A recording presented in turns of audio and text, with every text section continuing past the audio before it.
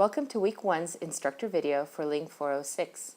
The goal for these videos is to give you a brief introduction to the week's topic and get you ready for the readings and activities. This week's topic is Introduction to Psycholinguistics and the research methods associated with it. The brain has long been a mysterious organ to those who have tried to study it. In our field, psycholinguists try to uncover the processes by which the brain allows us to understand and produce language. Unlike folks in other fields of linguistics, psycholinguists prefer controlled experiments for their data collection. To do this, there are several experimental techniques we can employ. While some techniques can be a bit obtrusive, none of them are as bad as the one that this picture would infer. Current psycholinguistic techniques include different brain imaging methods like PET, EEG, and MRI, each with its own advantages and disadvantages related to the speed and precision of the imaging itself.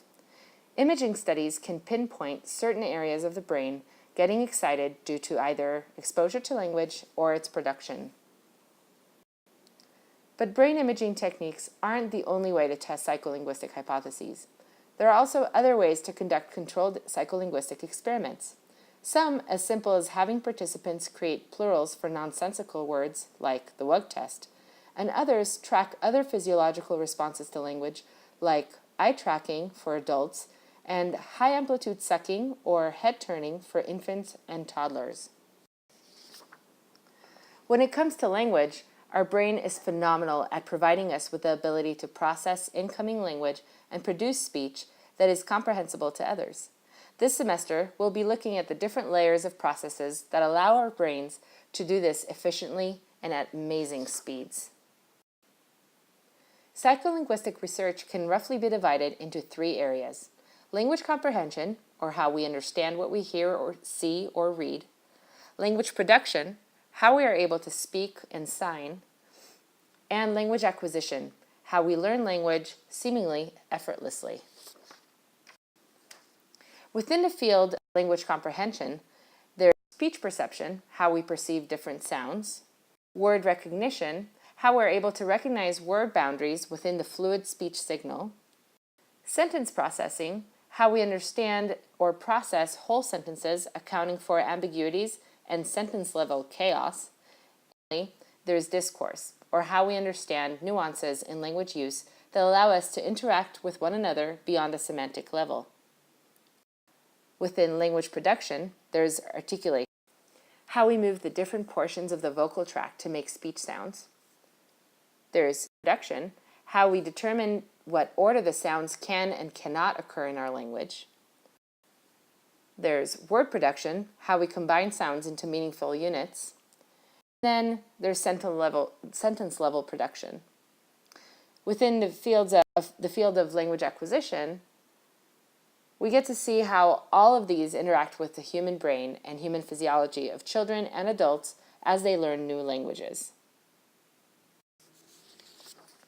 If we take these and map them onto the subfields of linguistics, we see that articulation relates to phonetics, speech perception and production relate to phonology, word recognition and production relate to morphology, and of course sentence processing and production relate to syntax.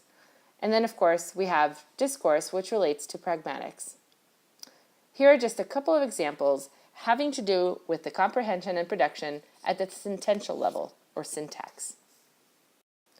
Looking at the processing of sentences, we have a simple demonstration here. Psycholinguists are often interested to see which of two scenarios speakers envision when they hear sentences like the one on your screen right now. Sherlock saw the man with the binoculars. What do you envision when you hear or see that sentence? There are two possible scenarios, depicted here as illustrations 1 and 2. Which was your first impression of the sentence? Did you notice its ambiguity right away? One area of research within sentence processing that has been studied using different experimental techniques is called ambiguity resolution. We'll learn more about ambiguity resolution later in the course. Another example in sentence processing is garden path sentences. These are mentioned briefly in your reading this week. Consider the following sentence. The horse raced past the barn, fell. Something seems really wrong with this sentence, doesn't it? It probably doesn't seem grammatical to you. What if I told you that this is indeed a grammatical sentence? The canonical sentence structure in English usually has a verb following the subject. For that reason, most people reading or hearing the sentence will immediately assume that raced is the main verb of the sentence. Once the sentence is heard and there's a second verb, fell, listeners will do a double take and realize that fell must be the main verb and not raced. At that point, the experienced reader or listener will understand that the phrase raced past the barn is modifying the subject and that fell is the main verb. This type of sentence is called a garden path sentence because it leads the listener or reader astray because of its ambiguity. I can't wait for us to get to learning more about comprehension and production so that we can consider interesting concepts like this one. Further in this semester, we'll also be looking at the brain. More precisely, we'll look at the areas most closely related to language production and comprehension. We'll look not only at where these areas are, but also at what happens when these areas are impaired and what that tells us about language and the role that the brain plays in acquisition, comprehension, and production. We've got a great semester of work ahead of us. I look forward to seeing your work and to sharing this journey of language and the brain with you all. Bye-bye.